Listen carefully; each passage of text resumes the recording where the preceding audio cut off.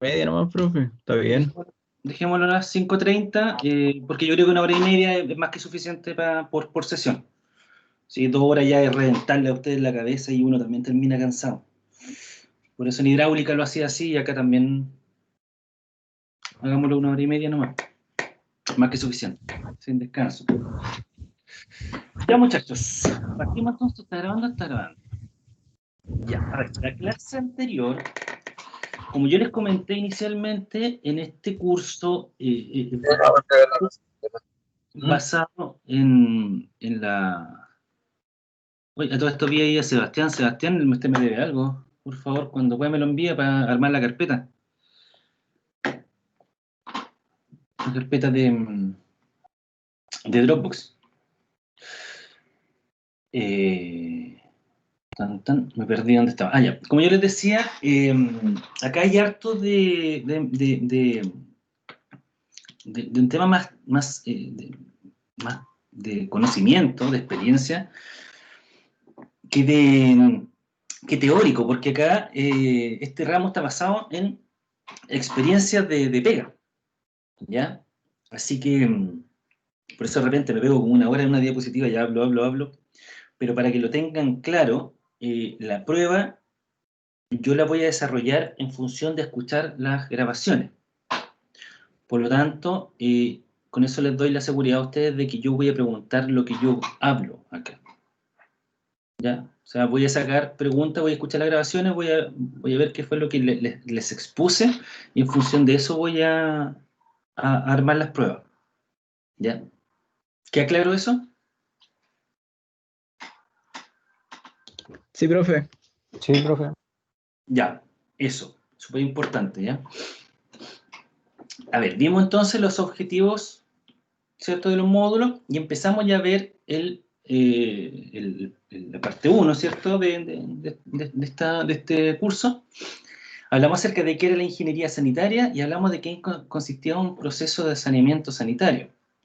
La relevancia de esto, ¿cierto?, es que, como yo les decía, el saneamiento sanitario es un proceso que parte desde la captación en un cauce, donde se capta el agua bruta, ¿ya?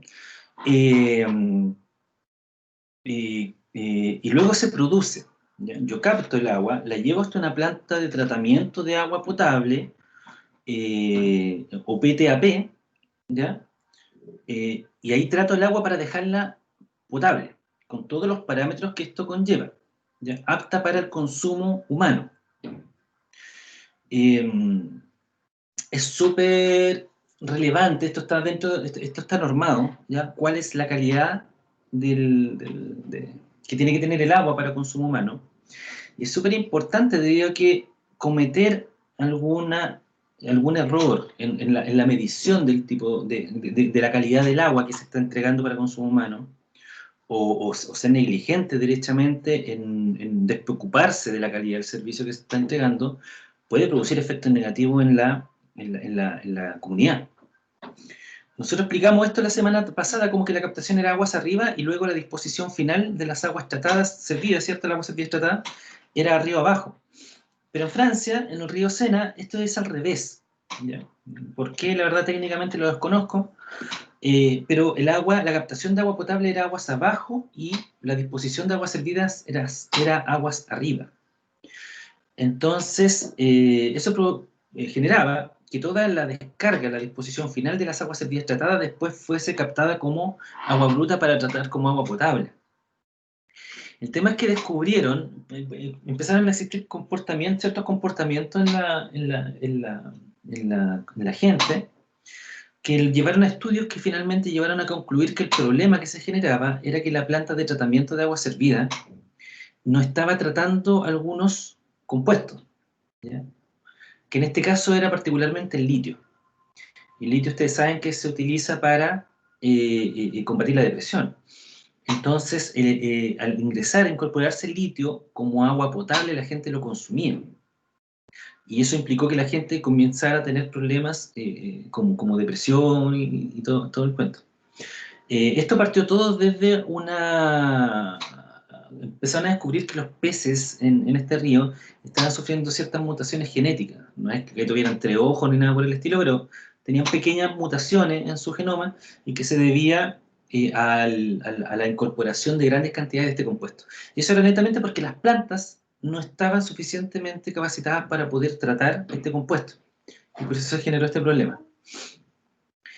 Entonces, ustedes comprenderán que para poder obtener el recurso de agua potable con la calidad necesaria de acuerdo a nuestra normativa, que permita tener un consumo de agua potable sin tener consecuencias, es bastante rígido, a pesar de que igual se producen los parámetros, a mi entender, también tienen mucha holgura. Entonces, por ejemplo, se puede dar de que haya mucha presencia de algún compuesto en algunos lugares, ¿ya? Porque la verdad es que es muy difícil bajar la proporción de ese compuesto. Es lo que yo les contaba, por ejemplo, en la clase anterior del caso de Coronel, donde teníamos mucha concentración de ferromanganeso en las redes. Teníamos mucha concentración de arsénico también. Entonces, por más que uno la baje, la puede bajar para trabajar dentro de la normativa, pero de todas maneras va a ser un problema para, o sea, perdón, de todas maneras igual van a ser valores altos, entonces igual van a generar problemas en la comunidad. Eso es principalmente el problema. Ahora, para poder llevar este control en las plantas, tanto en la planta de tratamiento de agua potable como en la de agua servida, generalmente se exigen realizar una cierta cantidad de ensayos de calidad de agua en los efluentes, ¿ya? El efluente, para que entiendan la diferencia, el efluente es lo que llega a y el efluente es lo que sale de. Entonces el afluente de una planta de tratamiento de agua potable sería el agua bruta y el efluente sería el agua potable, ¿ya? El afluente de una planta de tratamiento de aguas servidas es el agua servida, ¿ya? El agua de nosotros consumida, y el efluente sería el agua tratada, ¿ya? Para que se entienda la diferencia.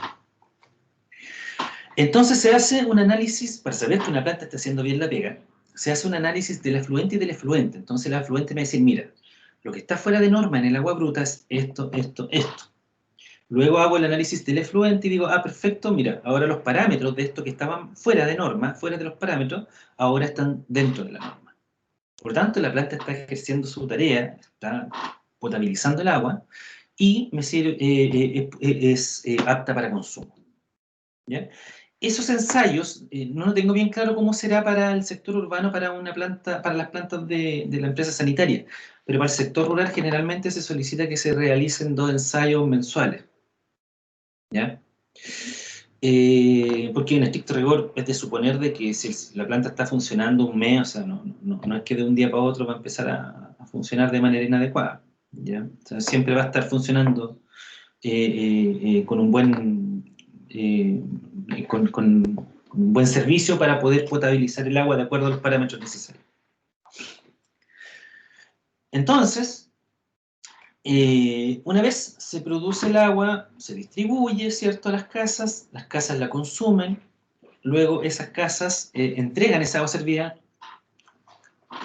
al sistema de recolección, que son los colectores de agua servida. La distribución se hace a través de matrices, la recolección a través de la recolección a través de colectores de agua servida.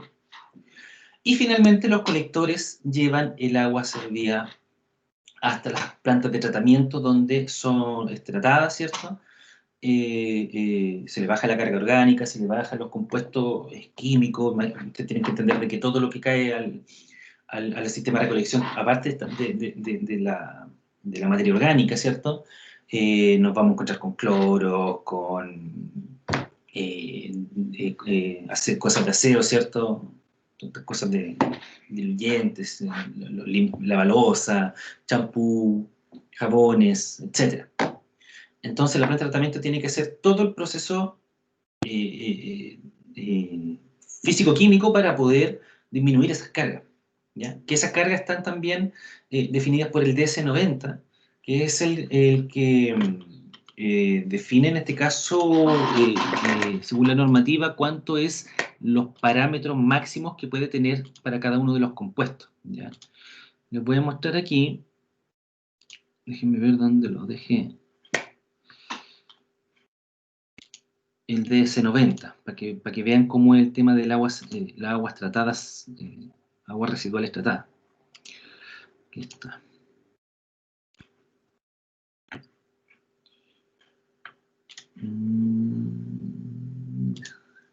Cargas. Aquí está. Hasta la norma, ¿no? Ahí está. No, esta, perdón, es la de agua potable. Estos son los requisitos de agua potable. Después voy a mostrar el DS90. Entonces, como ven, los requisitos químicos del agua potable, dice con respecto a los requisitos físicos, la turbiedad no puede ser mayor a 5 unidades nefelométricas, ya que es una forma de medir de analizar la turbiedad que pueda tener el agua. También para la coloración, el olor, que tiene que ser inodora, y el sabor, que tiene que ser insípida. Y los requisitos químicos, tenemos cuáles son los límites máximos de miligramos por litro, para amoníaco, arsénico, y particularmente los cloros, que acá son 25 o 250 miligramos por litro, pero sin embargo también existe para las aguas, para el agua potable, existe un valor mínimo de cloro, que no aparece aquí y me llama la atención, y lo voy a revisar. ¿Por qué? Porque antiguamente la normativa decía que la cantidad de cloro que tenía que haber por litro de agua estaba entre 0,2 y 20 gramos, ¿ya?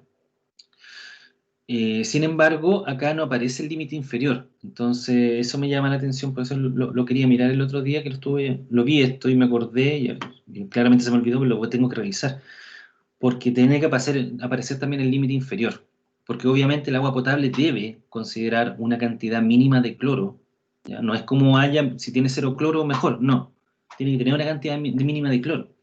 Por dos razones. Una, porque tiene que limpiar el agua bruta que fue captada, y segundo, porque el agua, no se olviden, que se distribuye a través de redes, a través de tubería. El agua puede recorrer kilómetros antes de llegar al punto donde la van a consumir.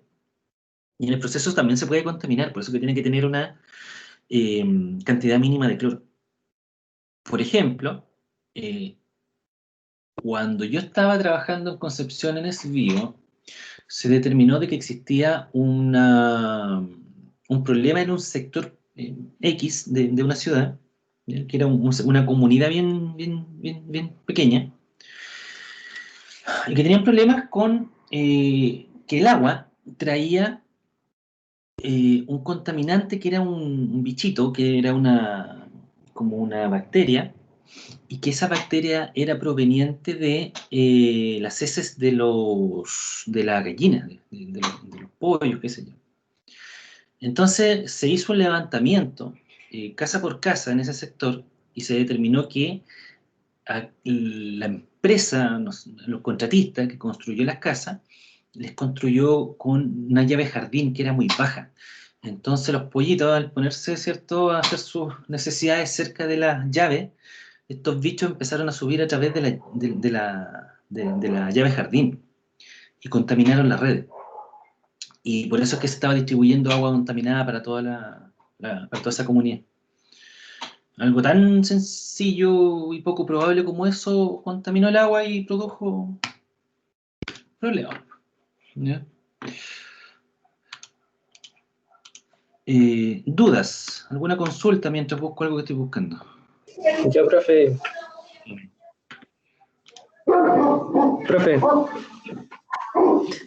¿qué era el afluente?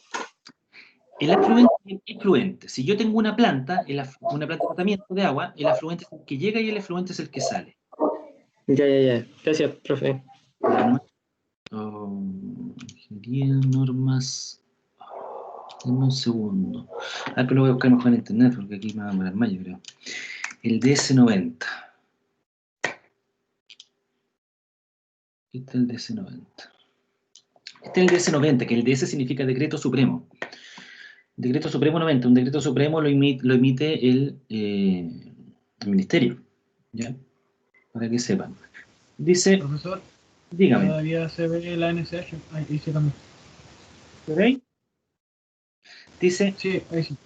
ya. establece normas de emisión para la regulación de contaminantes asociados a la descarga de residuos líquidos a aguas marinas y continentales superficiales. O sea, al final esto es lo que te rige la calidad del efluente que sale de una planta de tratamiento de agua servida, o plantas de tratamiento también de tipo residual para de industrial, ¿ya? Cómo tienen que ser las cargas las cargas de estos compuestos, ¿ya? ¿Cuáles son los límites máximos para que esta descarga sea legal, digamos, ¿ya? Para que no sea no contamine las aguas marítimas y la agua dulce. Agua marina y agua dulce. Entonces, vemos acá el contaminante, tenemos el pH, la descarga tiene que ser entre valor de 6 y 8, la temperatura, 20 grados. Bueno, no sé si ustedes recordarán algunas noticias, por ejemplo, de la empresa, es igual es antigua, no sé si alguna vez la han leído, de la empresa Ralco. No es la Ralco, ¿cuánto que se llama? La celulosa Arauco. De la celulosa Arauco, que estaba tirando a unas temperaturas que no correspondían las aguas a un humedal. Qué bien. Todas las aguas de los procesos químicos que ellos generaban, ¿cierto? La estaban entregando a una temperatura que no correspondía. Y esa temperatura modificó la temperatura del humedal. Y al modificar la temperatura del humedal, no permitió el crecimiento de un plancton, ¿ya? El plancton es el alimento de algunas especies. Particularmente los que comían plancton eran unos cisnes que vivían ahí. Y se fueron muriendo, ¿ya? Solamente por el tema del cambio de temperatura. Tenemos los sólidos suspendidos, aceite y grasa, hidrocarburos, ¿ya? El DBO5, que tiene que ver con la contaminación la contaminación de carga orgánica, que es el que más se mide en las plantas de tratamiento, el DBO5. Aluminio, arsénico, qué sé yo, todas estas cosas, mercurio, ferro manganeso, zinc, qué sé yo. Y aquí aparecen los límites máximos que pueden emitir. Entonces, cuando se hace un ensayo de una planta de tratamiento de aguas residuales, se hace una prueba en una probeta, ¿cierto? Se saca agua desde la agua tratada y se manda al laboratorio. Un laboratorio certificado, las probetas también son especiales, no es como llegar y sacarle una botella de Coca-Cola, sino que hay que mandarlo de una forma especial, hay que echarlo dentro de una nevera, qué sé yo. Y se envían a un laboratorio especialista que mide la carga de cada uno de estos compuestos, y minerales y todo eso, y tiene que cumplir con esto. Si no cumplí con esto, significa que está incurriendo en una emergencia sanitaria, por lo tanto se clausura. ¿Ya? Así que es súper relevante esto. Esto es para plantas de tratamiento, como les digo. La normativa que vimos anteriormente es para agua potable. ¿Ya? Consultas.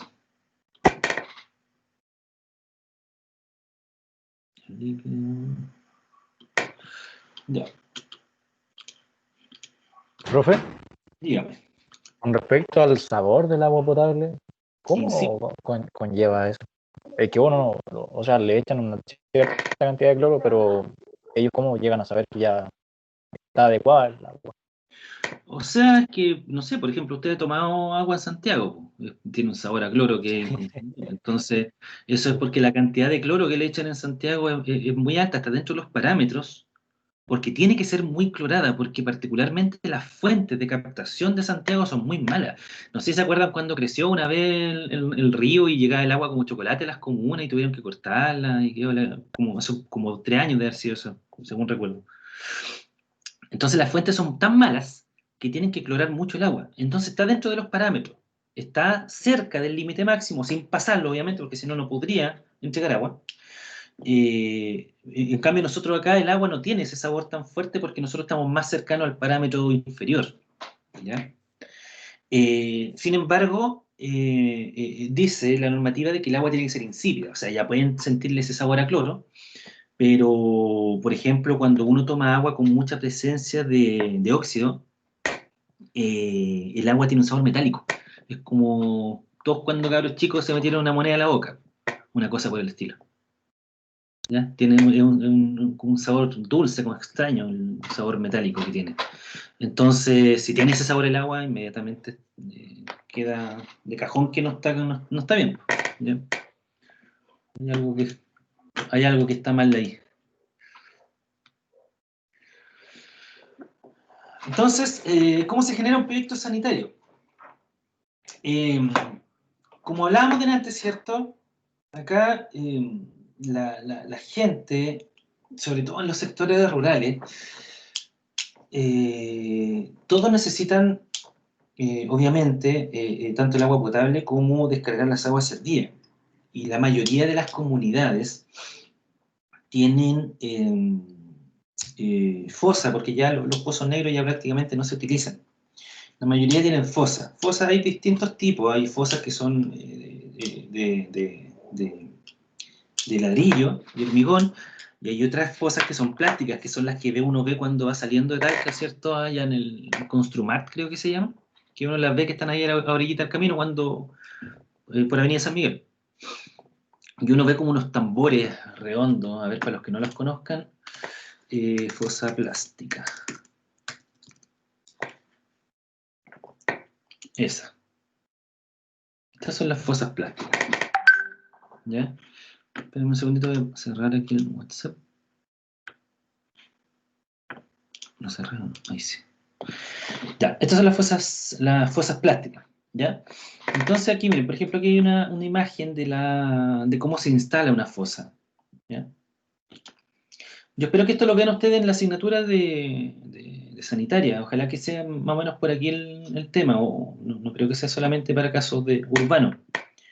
Y si no les pasan estos rurales, sería bueno también que le pidieran al profesor que le enseñe un poquito esto. Entonces viene toda el agua servida desde la casa, hay cámaras degrasadora y cámara cortajabón en estos sistemas, ¿ya? Y que llegan a la fosa séptica. Y la fosa séptica lo que hace es que permite que... a ver, ¿cómo se lo explico? Es como un sedimentador, por así decirlo. Entonces, al quitarle la velocidad al agua, todos los sedimentos, toda la carga orgánica que tiene el agua, empieza por densidad, ¿cierto?, a irse al fondo.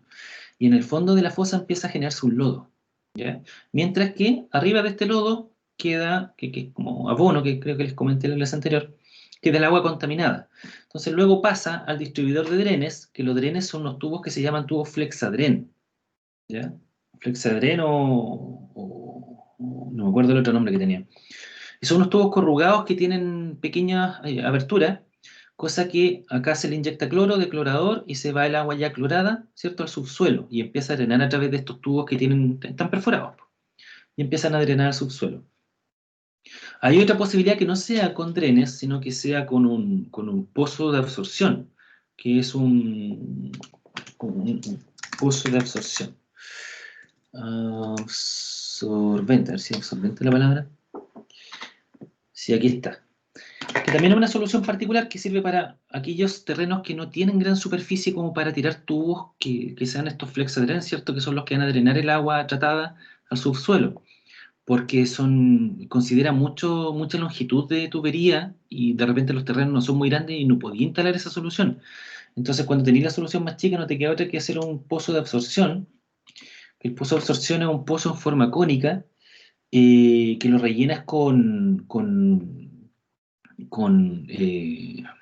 grava, ¿ya?, y bolones, y con eso cae el agua. Aquí se ve súper mal la imagen, no sé si me abajo hay otra mejor. No. A ver, no. Ya, pero vean, acá están los tubos, ¿cierto? Aquí arriba cae el agua hasta esta cama filtrante, y luego el agua empieza a descender, ¿cierto?, y se va al subsuelo. Y esta cama digamos, de grava y todo, funciona como filtro, ¿ya? Y esta opción se utiliza cuando tienen poca superficie dentro del terreno, como para poder instalar tubos de drenaje, ¿ya? Entonces, la gente ya tiene estas soluciones. ¿Cuál es el problema que se genera acá? Hay varias cosas. A ver, por un lado, yo les decía que en esta fosa séptica y en el pozo de absorción pasa lo mismo, se va llenando de lodo. Entonces el problema de ese lodo es que se va llenando el pozo, entonces en algún momento, o la fosa, entonces en algún momento hay que ir a limpiarlo, y ahí es donde tienen que ir camiones limpias fosas eh, para poder realizar la succión de los lodos, ¿ya?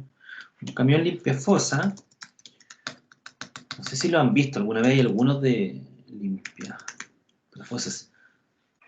Hay unos de Nuevo Sur que andan dando vueltas por ahí que tienen como un estanque gigante y una manguera, y lo que hace esta manguera es que tiene una bombita que succiona, ¿ya?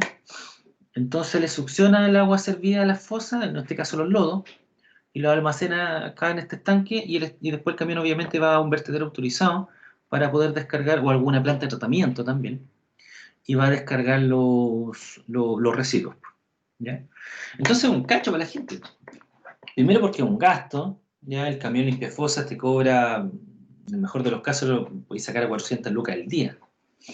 Entonces, para la gente del sector rural, créanme que 400.000 pesos es muy significativo, más que para el resto de la gente. Entonces, eh, muchas veces recurren a los camiones limpiafosas municipales, etc. Entonces, se les da la posibilidad de poder hacer un alcantarillado público, ¿ya? O sea, la necesidad acá es el problema que tiene que estar contratando camiones limpiafosa o solicitando apoyo a la municipalidad para el camión limpiafosa para que vaya a retirar sus lodos. Y ahí es donde se crea la necesidad de que existe un gasto, no constante, pero un gasto que se va a hacer en algún momento, que es un gasto alto. Por otro lado, tienen que entender también de que esta solución particular de drenaje o pozo absorbente contamina los subsuelos, ¿ya? Porque por más que uno le eche cloro, declorador, todo, seamos realistas, la gente del sector rural no le echa cloro, ¿ya? Y no hay fiscalizadores, el Servicio de Salud no tiene fiscalizadores suficientes, o el Ministerio de Salud, para poder enviar a cada una de las casas rurales a revisar si es que la gente le está echando cloro.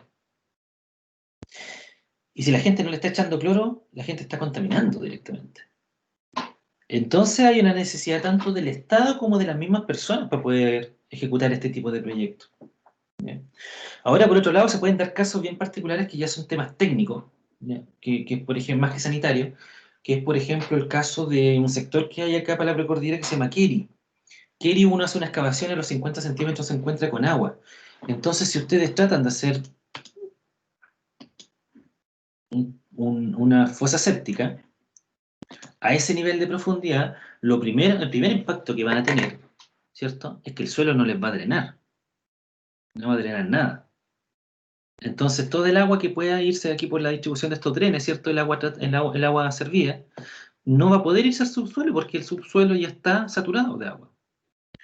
Y ahí le genera otro tipo de problemas, como estas son cámaras plásticas, generalmente sufren el problema de flotabilidad, donde el agua que está en el subsuelo va a tratar de esto empujarlo. Es como que traten de meter una pelota inflada, ¿cierto?, hundirla en una piscina, ¿cierto? La pelota va a salir a flote. Eso se llama flotabilidad. Dudas, consultas. Aquí dije hartas cosas, así que deberían tener varias dudas. Consultas.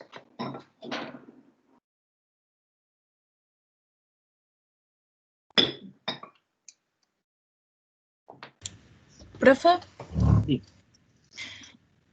¿Cómo saber en qué momento limpiar la fosa o cada cuánto tiempo se hace? Generalmente cada 6 meses. Es que depende obviamente de la cantidad de gente, depende de un montón de factores. Pero generalmente se hace con una periodicidad de 6 meses. Eh, para ser realista, la gente manda a limpiar esto cuando le revienta el baño dentro de la casa.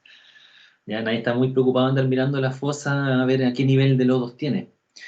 Pero generalmente cada 6 meses es una periodicidad adecuada, ¿ya? De todas maneras, no sé si se fijan aquí en la fosa esta, la plomita, que tiene una tapa arriba. O sea, todas estas son cámaras de inspección, todas. Tanto el distribuidor de drenes, como la cámara degrasadora, debiese haber una cámara, una corta jabón también, para los baños. que la cámara corta jabón es disminuir la carga de los químicos de champú, jabón y todo el cuento. Y la desgrasadora obviamente va fuera de la cocina, porque la idea es disminuir las grasas que se van por el lavaplato. Y todas tienen tapita, entonces la idea de esas tapas es que son cámaras de inspección al final, pues uno las saca la tapa y puede observar cómo se está comportando dentro de la fosa. Si claramente la fosa ya tiene, es notorio la cantidad de residuos que tiene en el interior, ya es necesario llamar a un camión. Pero cada 6 meses o un año es una periodicidad adecuada. ¿Alguna otra consulta?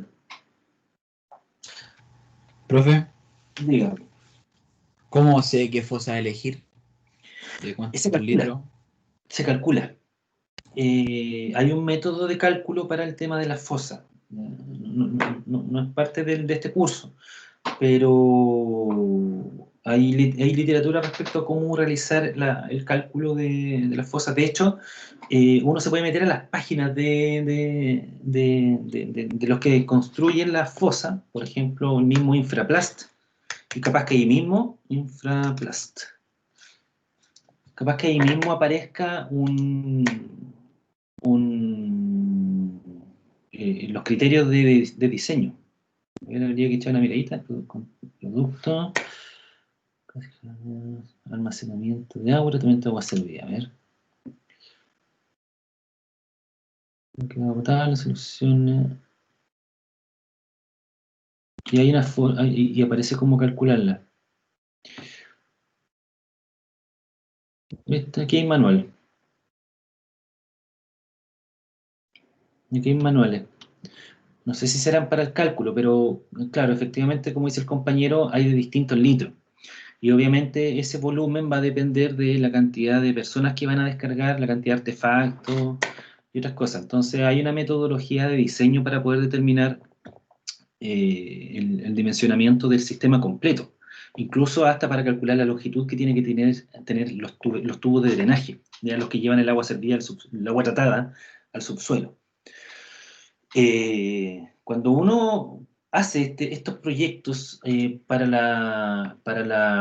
alcantarillado particular para las casas, tiene que hacer el proyecto, de hecho. O sea, cuando ustedes hacen una casa en el campo que va a tener una solución particular, estos proyectos se calculan, se diseñan, se llevan al servicio de salud para aprobación, después hay que ejecutarlo según planimetría, o sea, es todo un cuento. Particularmente siempre hay gente que está buscando profesionales para poder regularizar la casa. Gente que, por ejemplo, construyó su casa, construyó todo con maestros nomás, y después quiere vender y se genera una prohibición de venta porque la casa no está regularizada, no tiene permiso de edificación, ya que se te lo entrega la Dirección de Obras Municipales. Y para poder sacar el permiso de edificación, te piden un montón de antecedentes. Uno es el proyecto de agua potable, otro es el proyecto de agua servida, otro es el proyecto de gas, otro es el proyecto eléctrico, entre otros tantos documentos. Y por ende ahí incurren en el gasto para poder poner en regla la casa y recién venderla. Y estamos hablando que son millones de pesos porque los proyectos implican profesionales son caros, implican también cambios en los equipos que utilizaron, ¿cierto? Porque a lo mejor construyeron de una forma el alcantarillado, pero resulta que no se podía construir de esa forma y tuvieron que reemplazarlo. Es un cacho después regularizar. Lo mejor es empezar el tiro bien, así que si algún día les va muy bien y ganan mucha plata y se vayan a construir una parcela de grado, cuando vayan a hacer esta solución, hagan todo en regla antes. Pidan el permiso de edificación porque después es un problema la cuestión. Ese es a modo de recomendación. ¿Dudas? A ver si puedo responder mejor esa duda del compañero. Creo que... Profe, Dígame nomás. con respecto a la excavación para instalar la fosa, al momento de instalarla, ¿qué se le echa abajo? ¿Quebrar, tener algún daño? Directamente al terreno nomás se le puede hacer una cama de arena para el apoyo, Ah, pero ya. no es necesario hacer un relleno. ¿Ya? O sea, más para cuidarla un poco se le hace una cama de apoyo porque estas fosas en la parte de abajo son horizontales, ya tiene como una especie de patitas para que no se muevan. Eh, Cuando son muy grandes, muy profundas estas fosas, ahí generalmente se recomienda que sobre ella hay que construir un radier. ¿ya? De un cierto espesor para protegerlo de los vehículos. Pero no, esta va en tierra nomás, no tiene mucho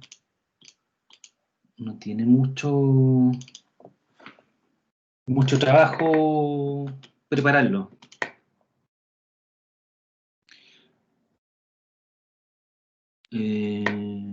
Aquí está el procedimiento. Mira, aquí hay una memoria de cálculo de una fosa séptica que preparé en alguna oportunidad para una persona.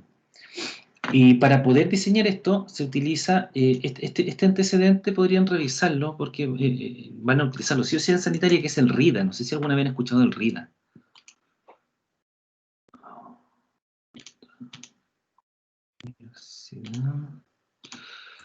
No, profe. ¿Lo he escuchado el RIDA? Estoy buscando acá. ¿Dónde lo tengo?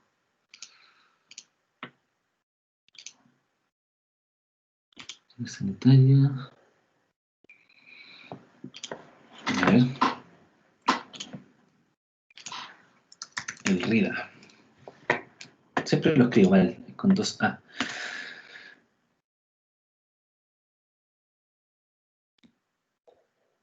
¿No está para descargar? RIDA, normativa RIDA.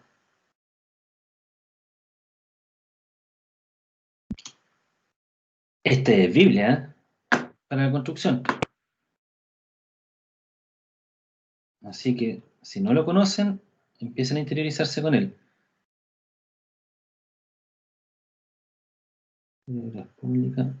Este lo decretó, si no me equivoco, Frey. O no, fue Lagos. El último, RIDA. Pero este lo encuentro medio antiguo, sí. Esto lo hizo el Estado y lo que hace este documento es que muestra todo lo que deben hacer para instalaciones domiciliarias. ¿Ya?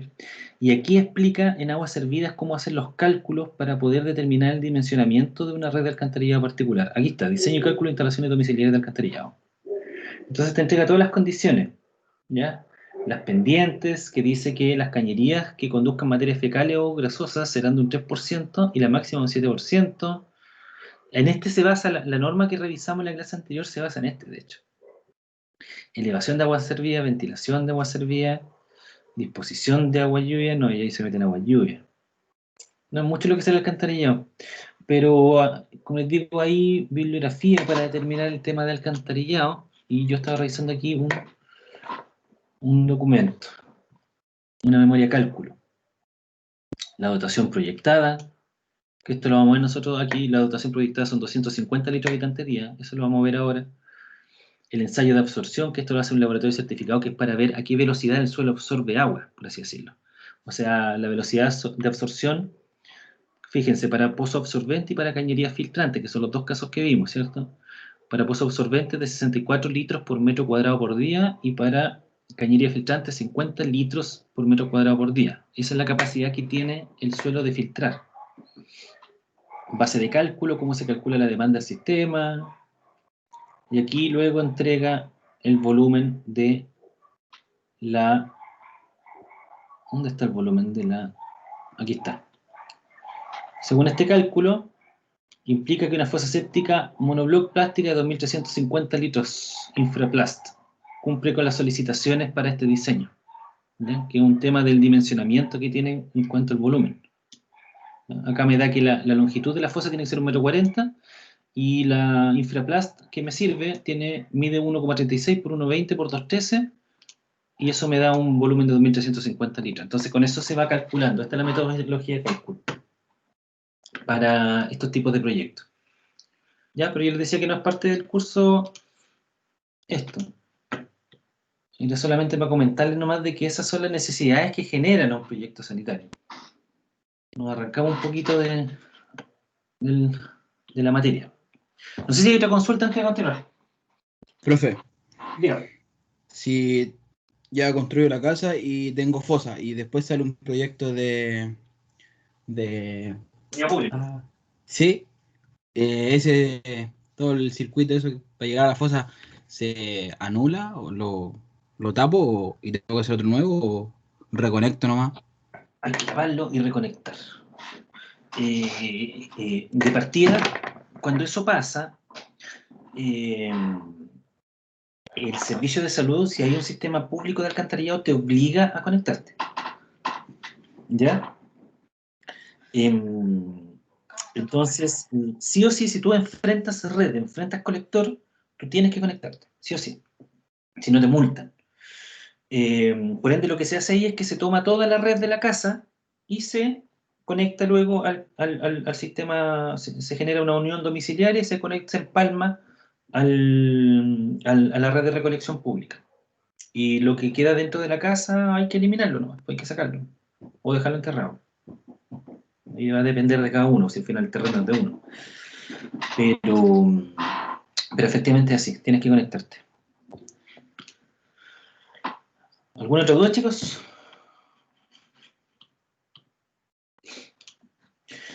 Entonces, como les comentaba, me van interrumpiendo no cualquier cosa.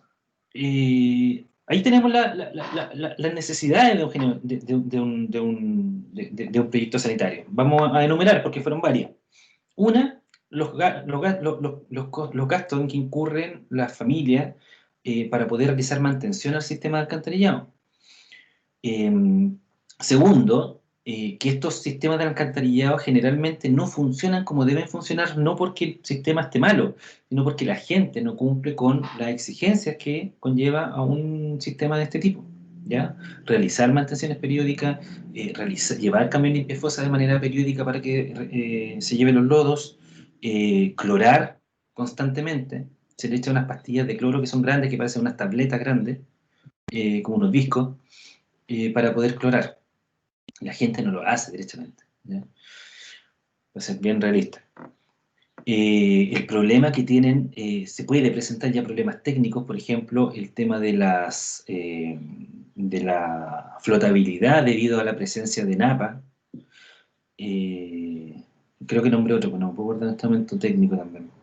Tiene flotabilidad. Y también que eso mismo, es el mismo hecho de que el agua esté a un nivel tan superficial, implica que el subsuelo no va a drenar, ¿ya? Que está muy saturado. Entonces, ese ensayo de absorción que yo recién mostré en esta memoria cálculo, donde salía cuánto era la absorción para drenes o para post-absorbente, ahí tendríamos valores cercanos al cero, ¿ya? Porque no drenaría seguramente el suelo. Yo he visto sectores donde hemos metido la pala y sale tierra y el agua empieza a salir por el subsuelo. Entonces ahí no puedes hacer nada. De hecho, en Keri hay una posta que está en un bajo, no sé los que conozcan Keri o sean de allá, hay una posta en un bajo que también hay un colegio ahí, está carabinero, está bombero, hay un jardín infantil, y tratamos de hacer un pozo absorbente porque ahí como estaba en un bajo, se les llenaba de agua lluvia, se inunda siempre. Y queríamos hacer un pozo de absorción para el agua lluvia, y ahí metimos la pala y al medio metro nos salió agua. O sea, la napa está a medio metro de profundidad. Por ende no pudimos hacer nada. No se puede nada. Hay que tratar de conducir el agua de otra forma. Ese es el tipo de problemas que se genera. Esas son las necesidades que se dan en el sector rural. Entonces, cuando llega la posibilidad de hacer un proyecto de alcantarillado público, la verdad es que, por un lado, obviamente es muy bueno para la comunidad. Es muy bueno para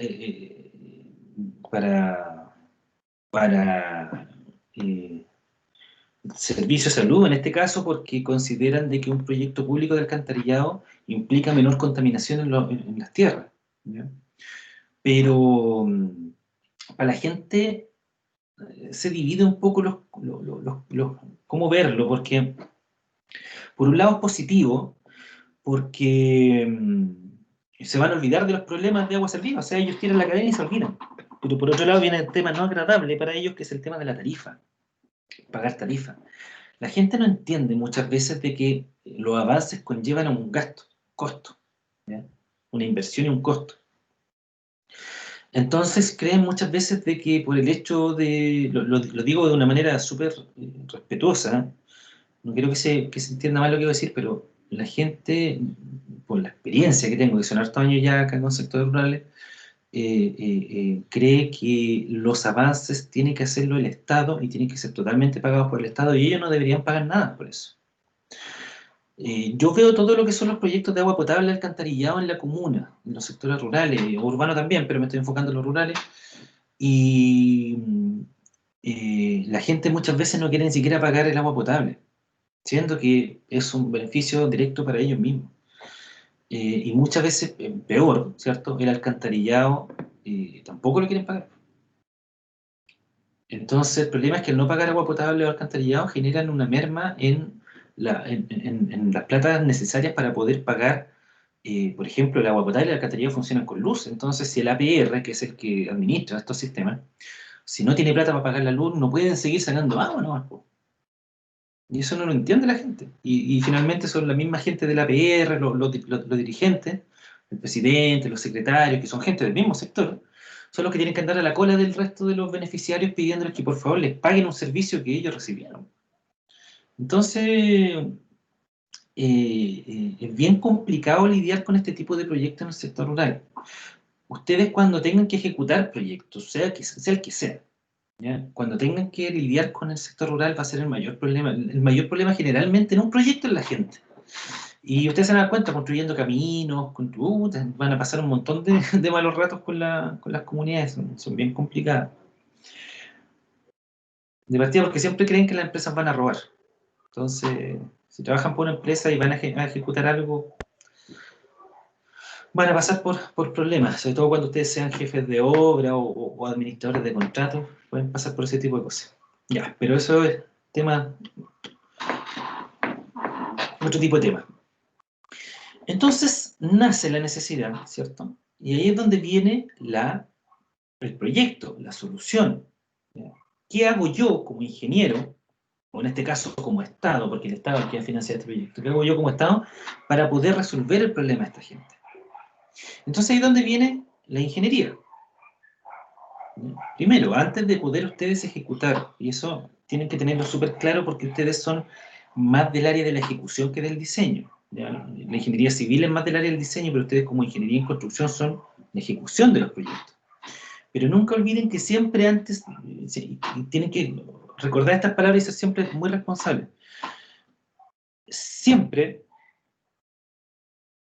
para poder construir algo, tiene que venir con un diseño de atrás.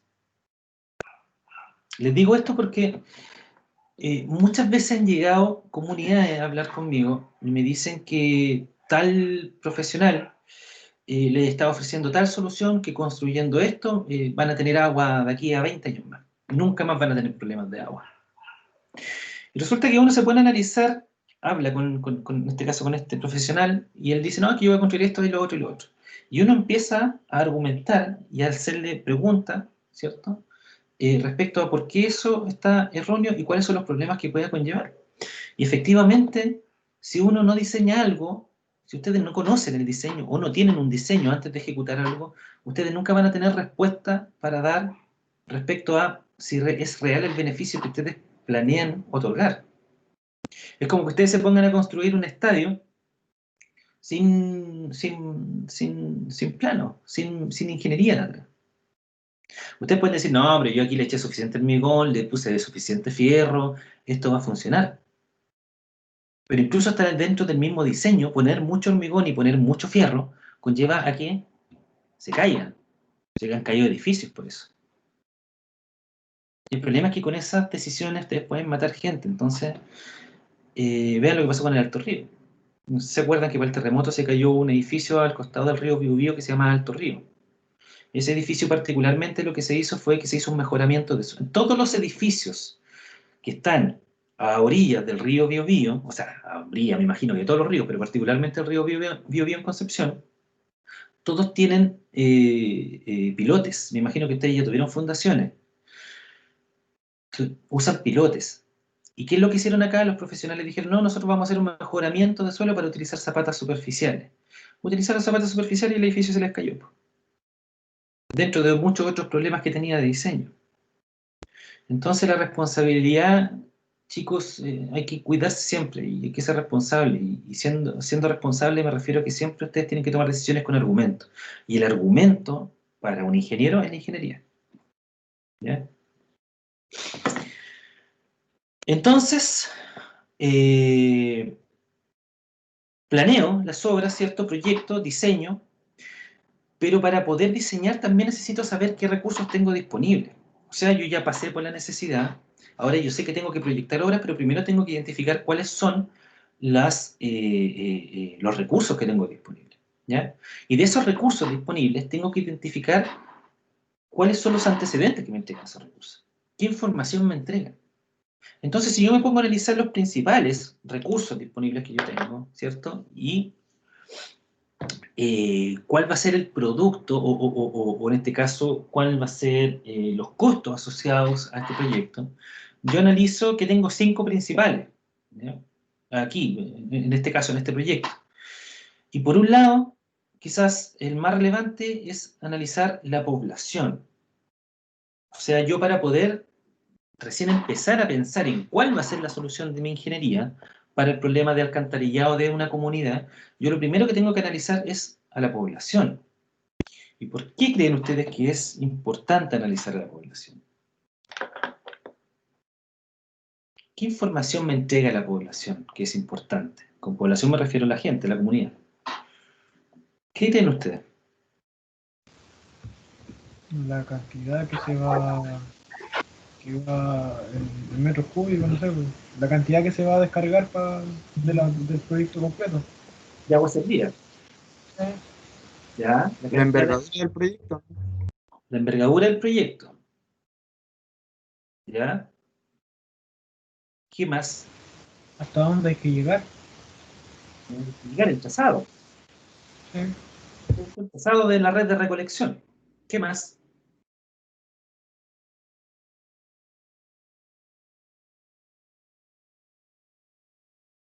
¿Qué más tiene usted?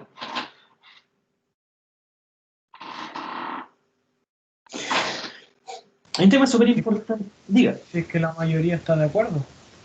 Ya, muy importante eso. Muy bien. ¿Qué más?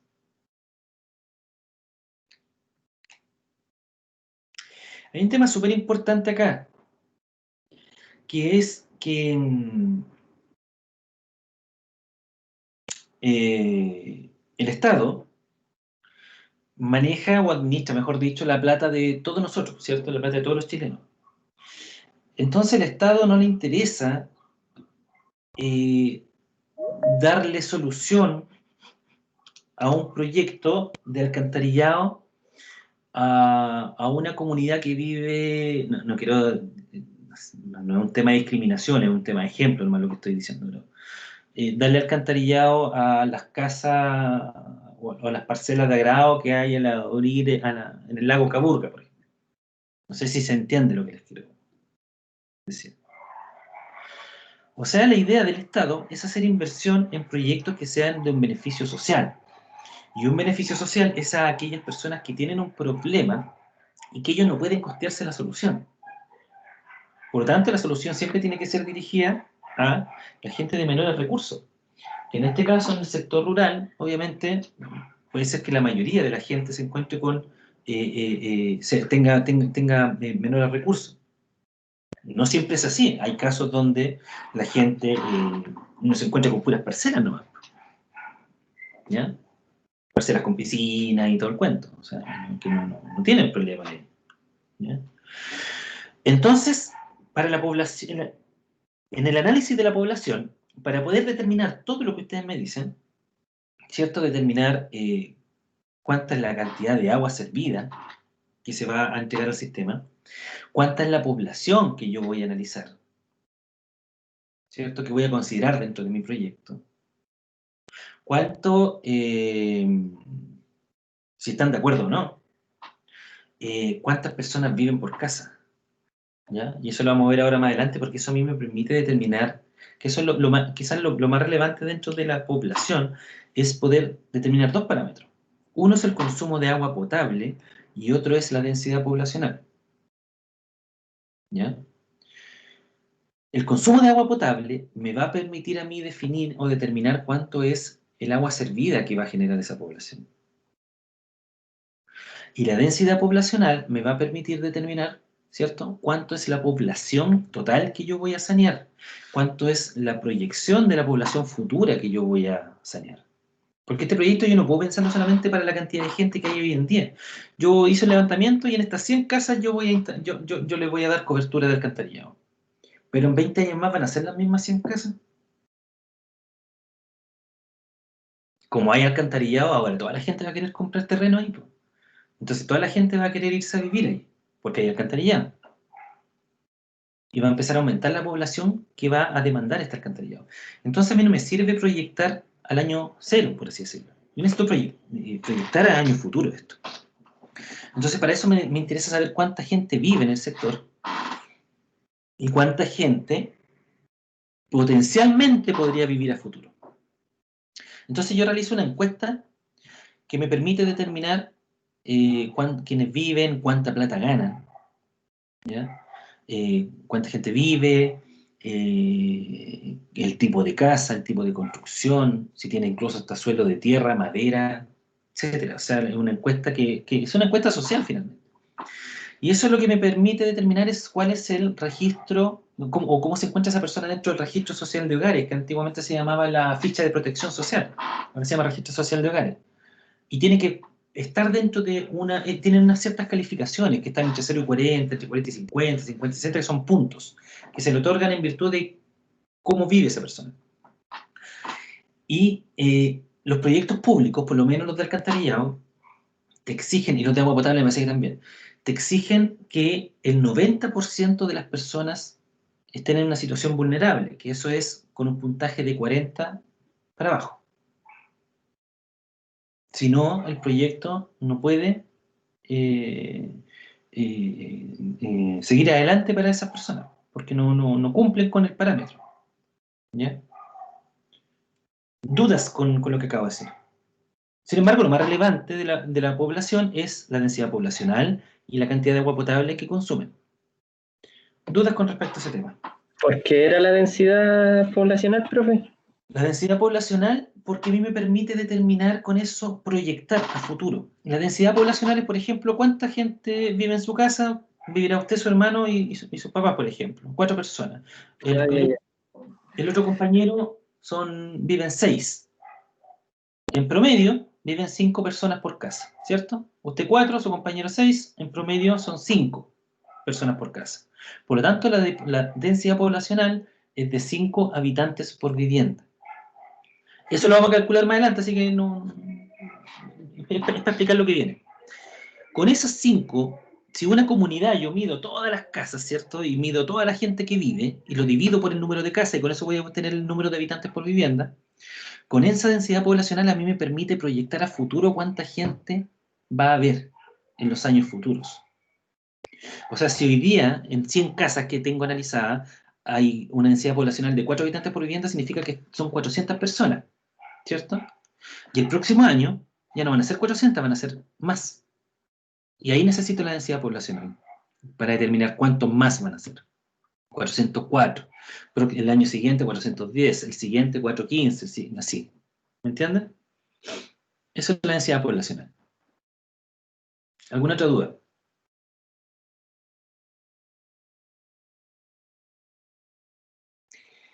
¿Por qué creen ustedes que es relevante la topografía del terreno?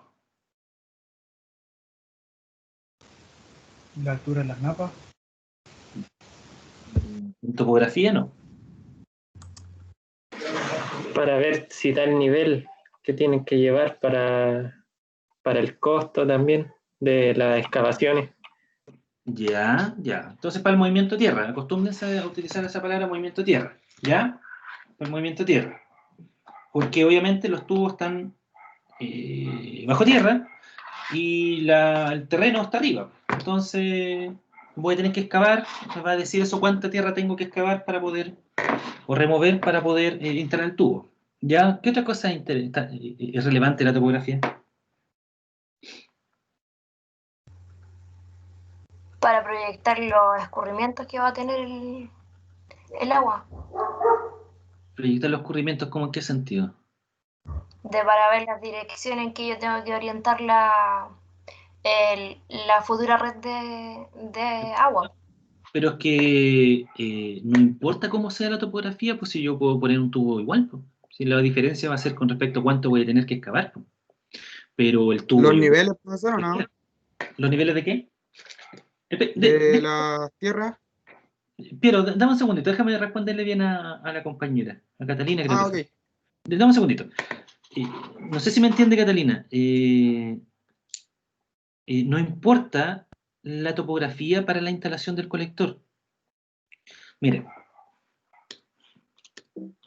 creo que me entiende lo que le quiero decir. Mire.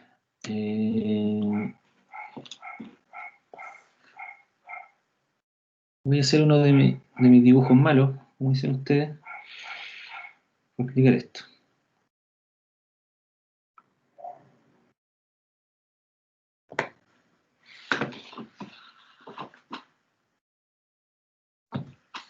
¿Qué pasa aquí? ¿Qué se ve así?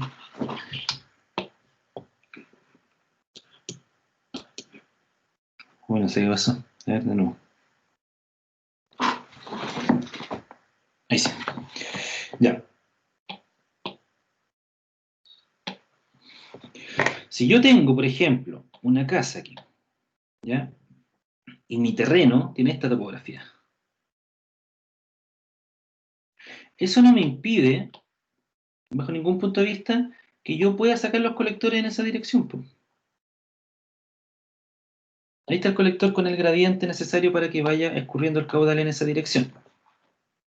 No importa cómo sea la topografía, no importa si es de esa forma, no importa si la topografía tiene esta forma. La única diferencia que me va a generar eso es cuánto tengo que excavar para poder llegar a esa profundidad y poder instalar el colector. Que eso es lo que decía el compañero con respecto al movimiento de tierra. La topografía va a ser relevante para poder determinar cuánto va a ser el movimiento de tierra para poder instalar el colector. ¿Entienden? Pero sí hay un aspecto importante con respecto a la topografía, que me sirve no para el tema de colectores, sino que para el tema de las plantas. ¿Qué pasa si yo tengo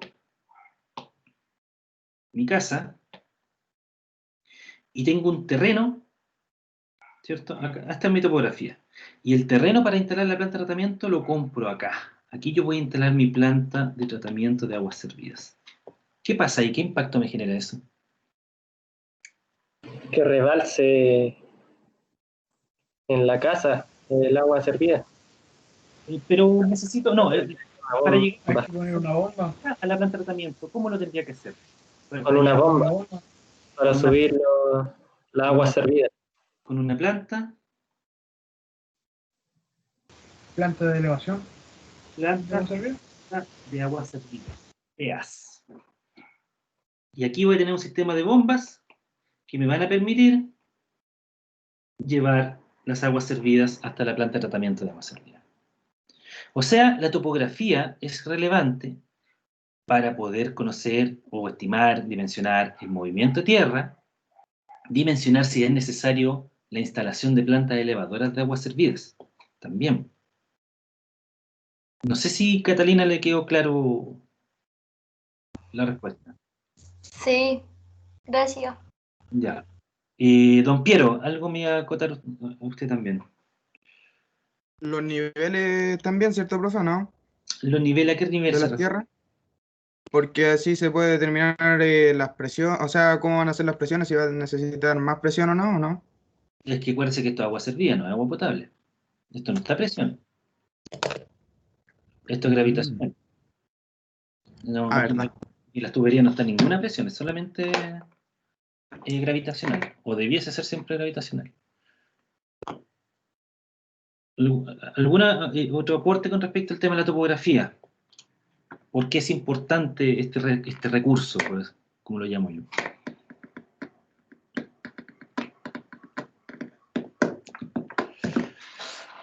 Otro, Para saber hasta qué altura hay que llevar el agua. ¿cómo? Para saber hasta qué altura hay que llevar el agua. Y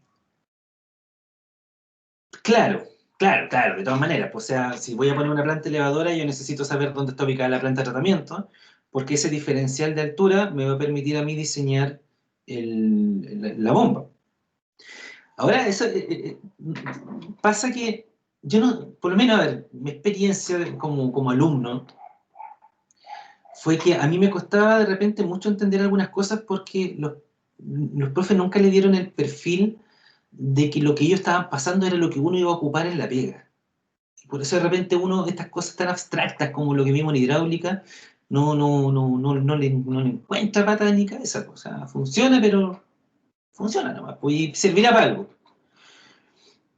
Lo que ustedes aprendieron en hidráulica, particularmente analizando el módulo 1, es lo que ustedes, es la metodología de cálculo, Bernoulli, es lo que se utiliza para calcular, chiquillos. O sea, para hacer, dimensionar esta bomba que va a llevar agua en este dibujo que yo hice recién, ¿cierto? Para analizar esta bomba. Yo necesito aquí conocer los parámetros de la ecuación de Bernoulli y nada más. O sea, aquí yo voy a necesitar esta cota, que va a ser la cota del nivel de agua, ¿cierto? ¿Desde dónde voy a elevar el agua? O en realidad, en estricto rigor, el agua debiese estar por aquí, ¿cierto? Y esa sería la cota. Y luego necesito llegar al plan de tratamiento, o sea, a esta cota. El agua no tiene velocidad, la velocidad es cero.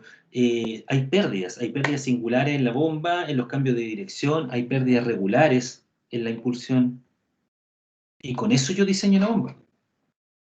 Lo que ustedes hicieron en la prueba y en el examen, que les puse el mismo ejercicio también, con respecto en el examen, que era ese ejercicio en que llegaba el agua hasta un estanque de elevación, y después del estanque de elevación, de forma gravitacional, distribuía el agua a una comunidad. Eso es, así se calcula. Entonces, un poco eso, que tengan siempre claro eso, ¿no? Que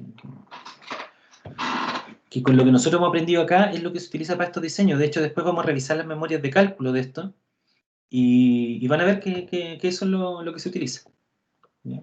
Para calcular. Entonces, como bien dice el compañero, las cotas, los niveles, porque con eso sé el dimensionamiento que voy a tener de la bomba. La mecánica de suelos. ¿Por qué es relevante la mecánica de suelos?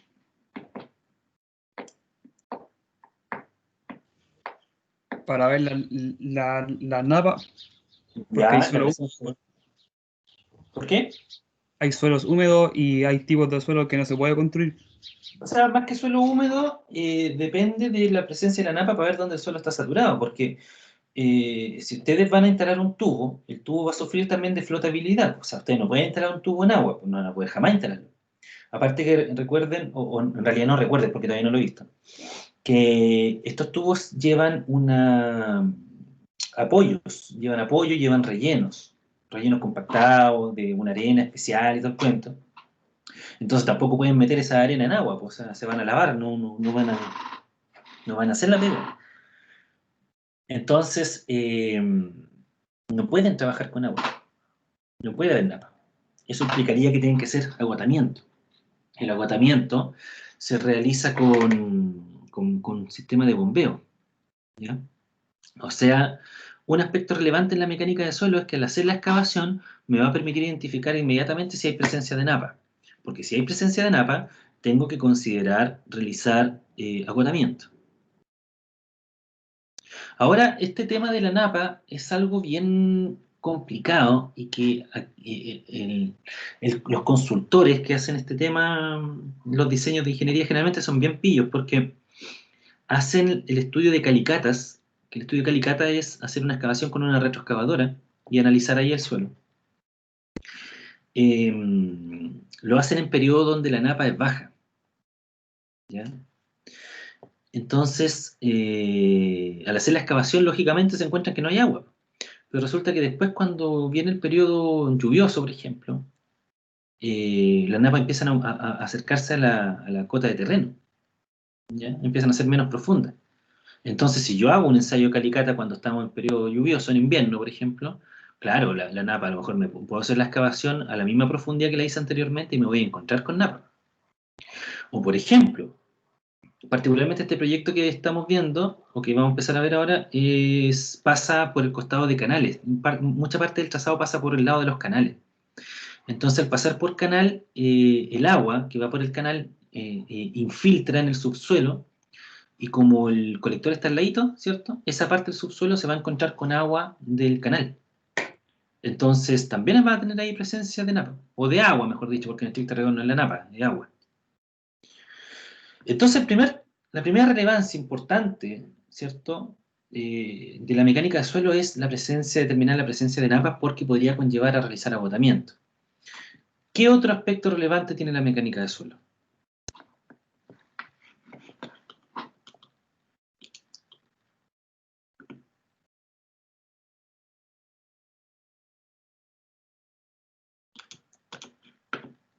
¿Qué otra cosa importante podría pasar con la mecánica de suelo? ¿Influirá en la ubicación de las cañerías? ¿En qué sentido? Que no se puede colocar una cañería donde haya un suelo húmedo, ¿o sí? Es que sí se puede, lo importante es que no esté la napa nomás, sí, pero puede estar húmedo el suelo. De hecho, lo más seguro es que va a estar húmedo. Pero hay otro aspecto, no es estructural en realidad.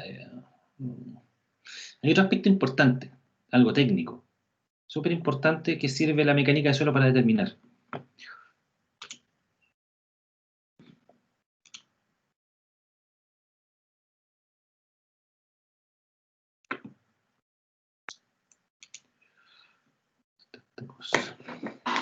¿Qué creen ustedes que podría ser? Como si el suelo es blando o duro. Ya, ¿y qué pasaría con eso? En un suelo blando lo que podría ser es que hay que ponerle más relleno o algo así, pienso yo. Anda cerca, pero no. ¿Qué cree usted que podría pasar en un suelo que no es muy cohesivo? En un suelo blando. ¿Qué podría pasar? No es fácil que se rompa la tubería, o sea, Que haya sí, pues, asentamiento diferencial, que baje en algún lado y en otro no. Es que en estricto rigor es un suelo que está confinado, o sea, a la profundidad a la que uno se mete ahí, que al metro, a los 2 metros, es un suelo que ya lleva harto tiempo ahí, entonces es muy difícil que se asente. Va más por otra parte. ¿Qué podría pasar en una excavación? Algo grave, se puede derrumbar cuando le están excavando, profe, por al hecho de ser poco cohesivo. ¿cierto? Desmoronamiento. Entonces el problema del desmoronamiento, ¿qué implica? ¿Qué hay que hacer para resolver eso?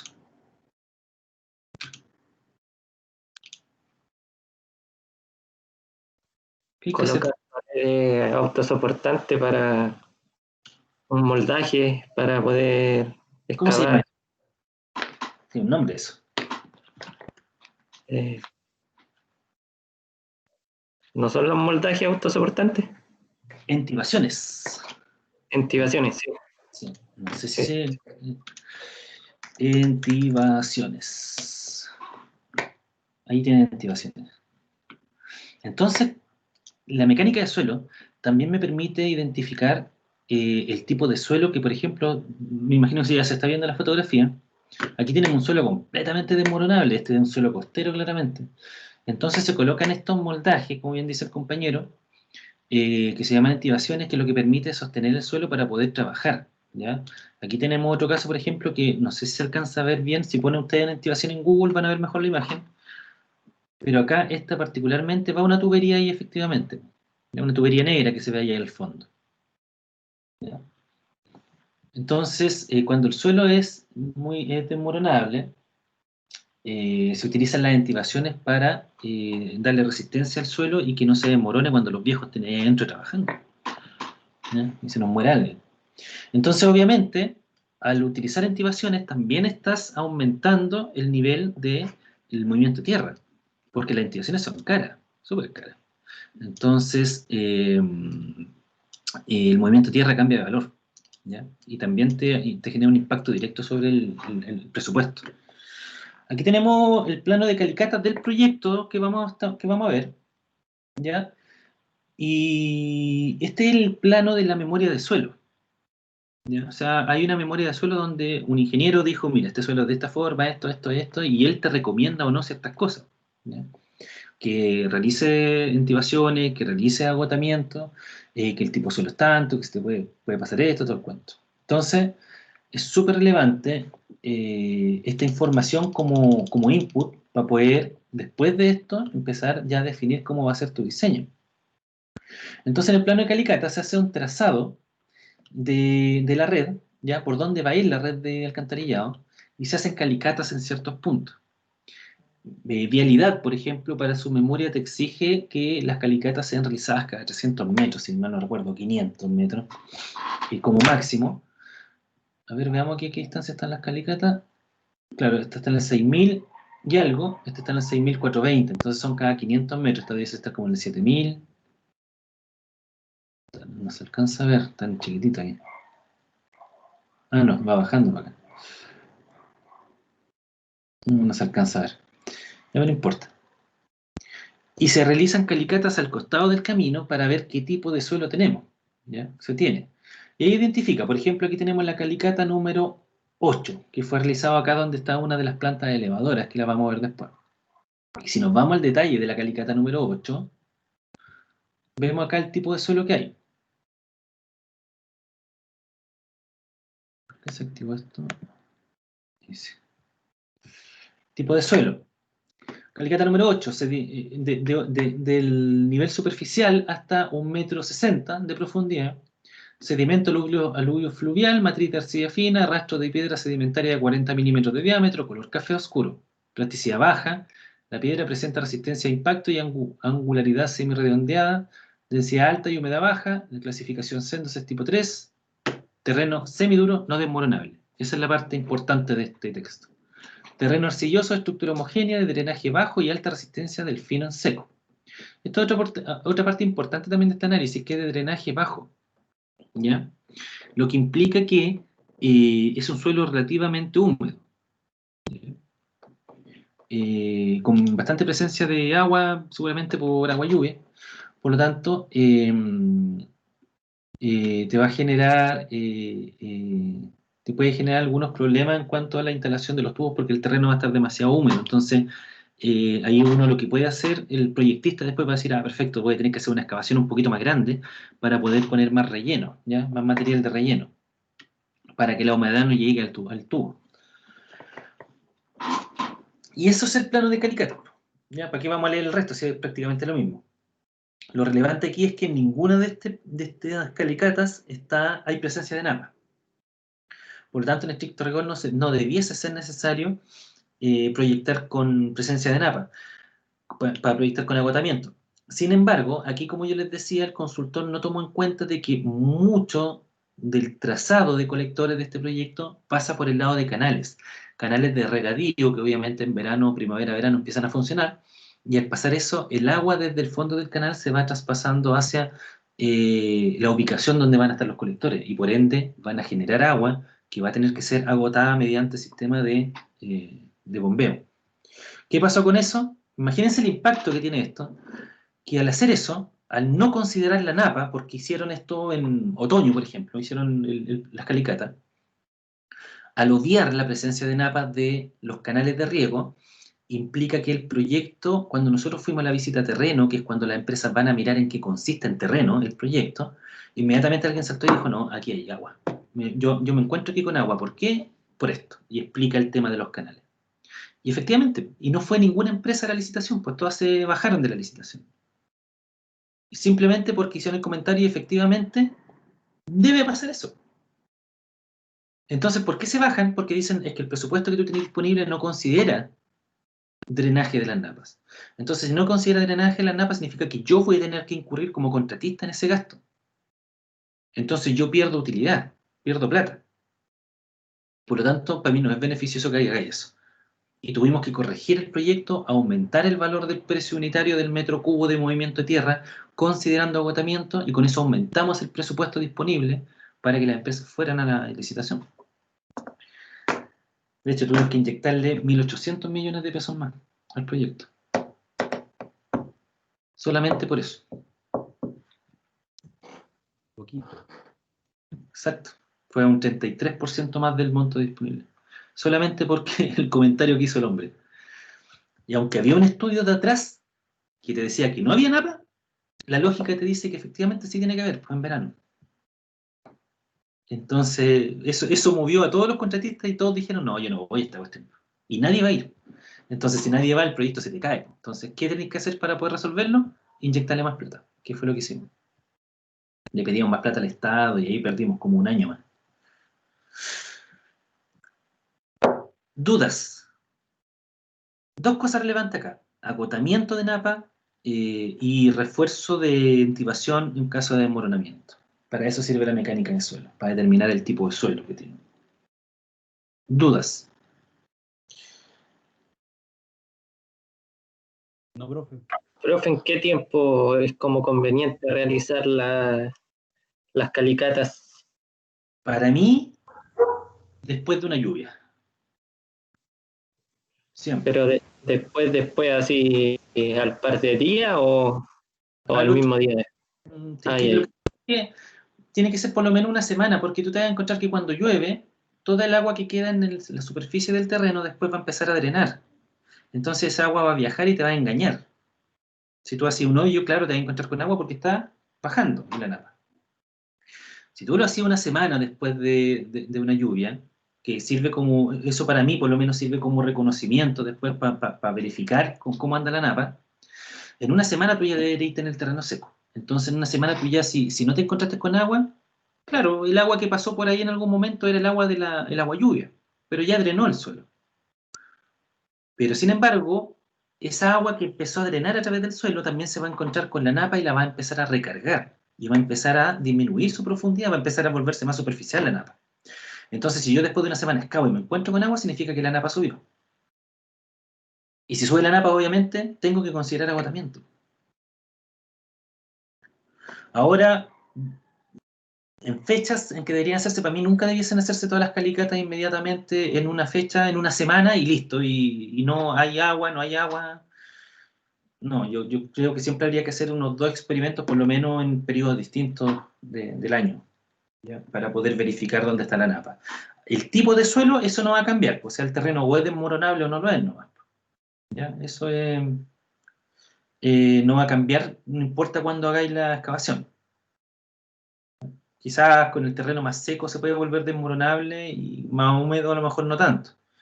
Pero eso va a ser parte del ingeniero que se va a dedicar a la mecánica del suelo de poder llegar a esa conclusión, pues dentro de su memoria de cálculo, ya que él hace una memoria también respecto a esto. Dudas, consultas. Profesor, Dígame. en el caso, como dijo usted, que se puede formar una napa en el tiempo en el que se largan los canales y todo eso, eso también afectaría el tema de los canales, porque si está afectando los canales también hay que conseguir algún otro permiso. Entonces, ¿o no, profe? Aquí parte de la autorización es cuando yo hablé el otro día de los servicios, ¿cierto? En la introducción del ramo. Parte de esa, recuérdense que yo dije servicios públicos y algunos que son particulares, y los particulares son los canalistas.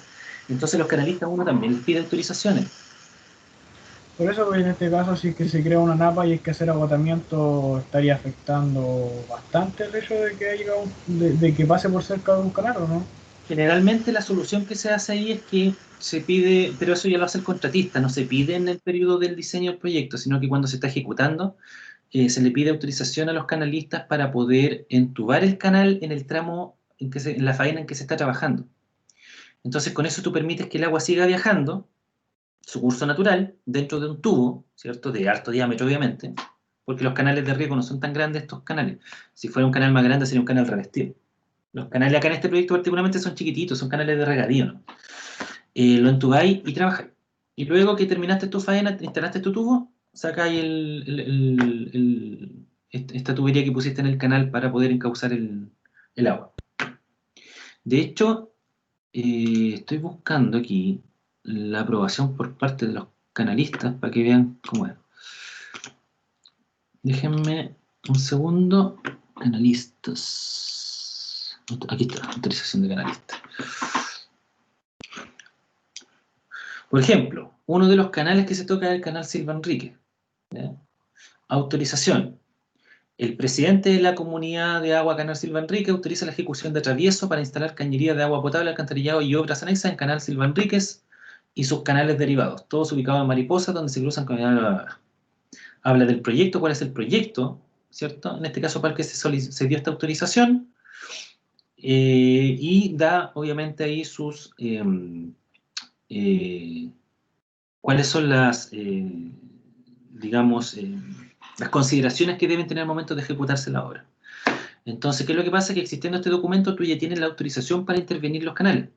Sin embargo, tienes que regirte según diseño, porque él está nombrando ahí el diseño del proyecto.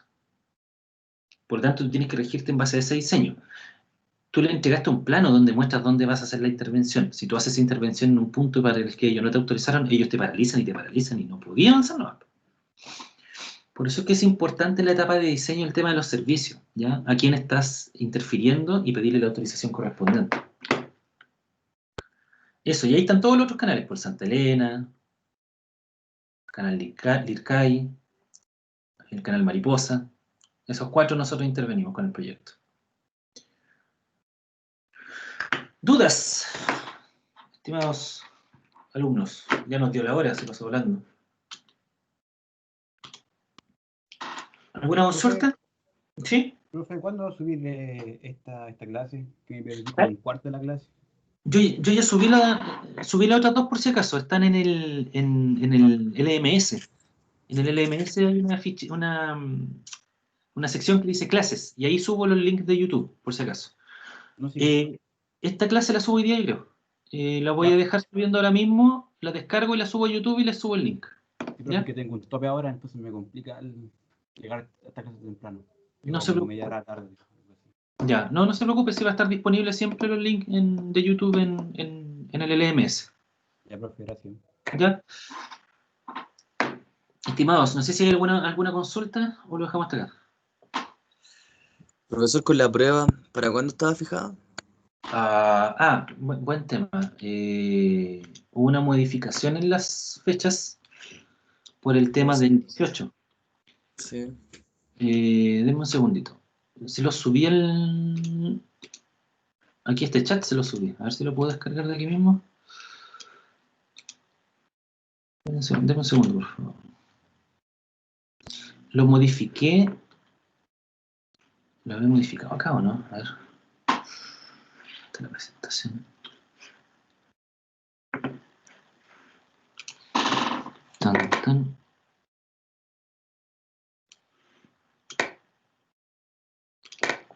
Acá está.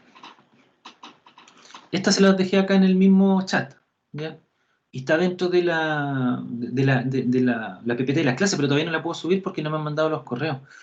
Efectivamente, como bien dijo el compañero, la clase del viernes, el viernes 11, que es el que viene, pues. El que viene no tenemos clase, porque se suspenden actividades a partir de la 1. Y la próxima semana no nos vemos ningún día, o sea, nos vemos de vuelta el lunes 21.